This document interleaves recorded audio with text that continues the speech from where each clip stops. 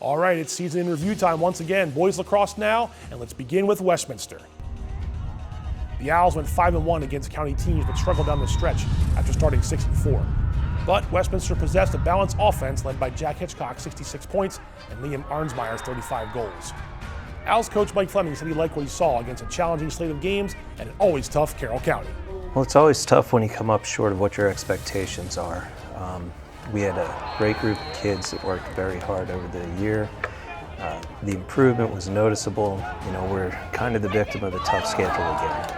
And I feel like we're one step closer to getting to where we want to be with that. But, you know, unfortunately, we didn't quite get there this year. City rival Winters Mill had a down year in the CCL and finished 8-7 overall, but the Falcons were in just about every game. 4 losses came by 4 goals or fewer along the way, and 2 of those were against Carroll County teams. Chase Oropalo led Big Mill with 58 points, that was 5th best in the county, and Connor Dennis had 26 goals and 44 points. Goalie Noah Simon's save percentage just below 60%. Another team with a winning record this spring was Manchester Valley. The Mavericks went 4-2 in the county, started the year with a 5-0 record.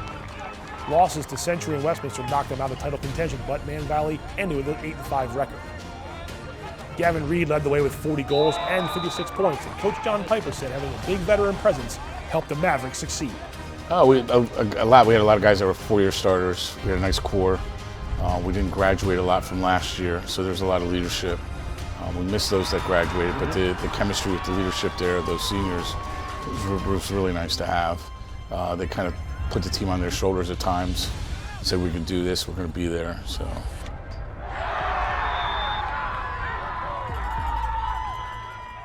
Liberty gave new coach Cody Bergman his first county win in late March with an exciting finish against South Carroll. A little more than 6 weeks later, the Lions gave Bergman his first regional title, and Liberty again made it to the 1A state tournament before losing to Falston. Ethan Carbonetti led the squad with 34 goals and 42 points. Ethan Addison not too far behind, 31 goals and 40 points. Liberty had 5 players with 21 or more points this spring. Francis Scott Key failed to win a county game. Eagles had a rough go of it this year, 2-10 overall. One loss came in overtime against Walkersville, another one just a 6-4 setback against Winters Mill. FSK scored 16 goals in each of their victories this year. Ben Lombroya had 22 goals and 12 assists for Key. Owen Watkins added 13 assists and 21 points. South Carroll welcomed former player Nick Jaconis in as new coach. The Cavaliers struggled at times to find their rhythm. They got a second crack at Liberty in the regional finals, but came up on the short end. 2 losses then against Liberty this year by a combined 5 goals.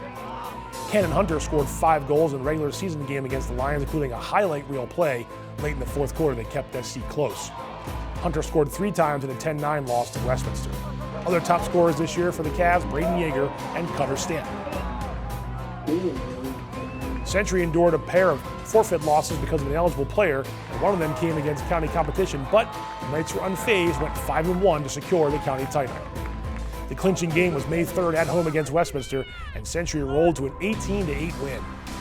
Freshman Noah Tignall burst onto the scene with a county best 74 points, and senior JT Ferguson anchored a lockdown defense. Coach Jeremy Benson said he let the Knights take the reins more on offense this spring, and it paid dividends in the end. Yeah, we had a lot of talent at the beginning of the season just in our practices. They were really succeeding. We had some strong defenders and senior leadership and an awesome goalie returning, and even some backup goalies that are playing at a really high level.